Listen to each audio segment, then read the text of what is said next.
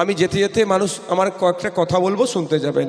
এই ভোট এগিয়ে আসছে, এই সময় দেখবেন আপনারা দেবদেবীর নামে আল্লাহ, আল্লাহ রসুল, মসজিদ, মাদ্রাসা, ধর্মস্থান নিয়ে দেখবেন বাজে বাজে কথা ফেসবুকে কেউ লেখার চেষ্টা করবে। এটা শুনে আপনারা উত্তেজিত হবেন না।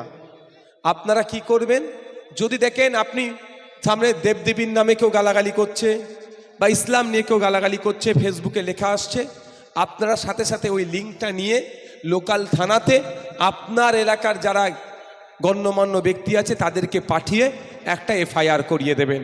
থানার কাজ হবে ওই ব্যাটাকে খুঁজে বার করে ওকে ঠান্ডা করা। আপনি আমি কিন্তু ছুটে যাব না। আপনি দেখলেন দেবদেবীর নামে বাজে মন্তব্য করেছে, ওই পাড়ায় ঘর, ওই পাড়ায় যে ওকে শায়েস্তা করব। আপনি দেখলেন ইসলাম নিয়ে বাজে মন্তব্য করেছে, আল্লাহ, আল্লাহ রসুল সাল্লাল্লাহু আলাইহি ওয়াসাল্লাম নিয়ে বাজে মন্তব্য করেছে, ওই পাড়ায় ঘর, ওকে যে ব্যবস্থা করি। এটা হচ্ছে একটা ফাঁদ। এই ফাঁদে আপনারা পড়বেন না। রাজনৈতিক কারবারিরা এই ফাঁদ তৈরি করে আপনার আমার মধ্যে বিতর্ক জুড়িয়ে দিয়ে আপনাকে আমাকে হিংসার দিকে ঠেলে দিয়ে রাজনৈতিক বৈতরণী পার করার চেষ্টা করবে। আমরা ওই ফাঁদে পা দেব না। আমাদের কাজ কি হবে, আমাদের এলাকায় যারা গণ্যমান্য ব্যক্তি আছে তাকে বলা কাকা, জ্যাঠা, মামা, পিসি। দ্বিতীয়বার একদম টয়লেট করবেন, একদম দাঁড়াও না, একটা কথা বলছি তো। জ্যাঠা, মামা, পিসি, খালা, ফুপু যারা গণ্যমান্য আছে তাদেরকে বলা। এটাও বলছি, আপনি মুসলিম ধর্মের অনুসারী, আপনার নজরে পড়েছে হিন্দু ধর্মকে নিয়ে বাজে মন্তব্য করেছে, আপনিও সেটাকে কন্ডেম করুন, ওর বিরুদ্ধে ব্যবস্থা গ্রহণের জন্য লিখুন। আপনি হিন্দু ধর্মের অনুসারী, আপনার নজরে পড়েছে মুসলিম ধর্ম নিয়ে কোনো বাজে মন্তব্য করেছে, আপনি যে ওটাকে প্রতিবাদ করুন। কিভাবে? আইনের মাধ্যমে। রাস্তায় নেবে করবেন না। এটা একটা চাল রাজনৈতিক কারবারিদের, আপনাকে আমাকে হিংসায় জড়িয়ে দিয়ে এই ভোটের বৈতরণী পার করতে চাইছে। তাই সবাই সজাগ সতর্ক থাকবেন তো। আর একটা কথা বলবো, 2021-এ নির্বাচন পার করেছিল এসআইআর, সিএ আর এনআরসির নামে।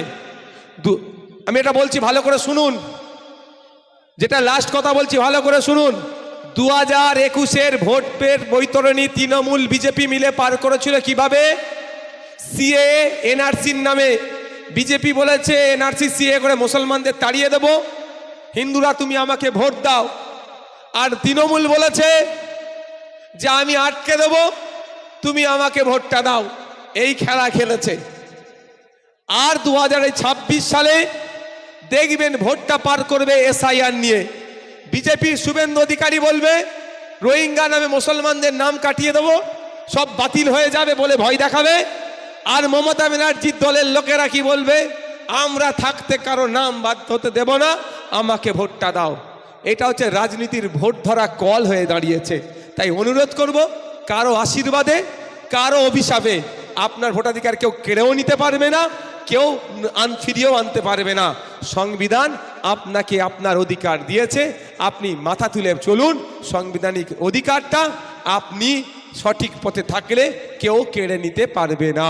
তাই 2026-এর ইলেকশন আসছে, ওই এসআইআর নিয়ে ইস্যু করলে তার জবাব দেবেন। 2021-এ সিএ ইস্যু করেছিলেন, কজনকে ভারত থেকে তাড়িয়েছে, কজনকে বাসন্তী থেকে তাড়িয়েছে, আগে লিস্ট দাও, তারপরে তোমরা কথা বলবে। উত্তর হবে তো? ধন্যবাদ।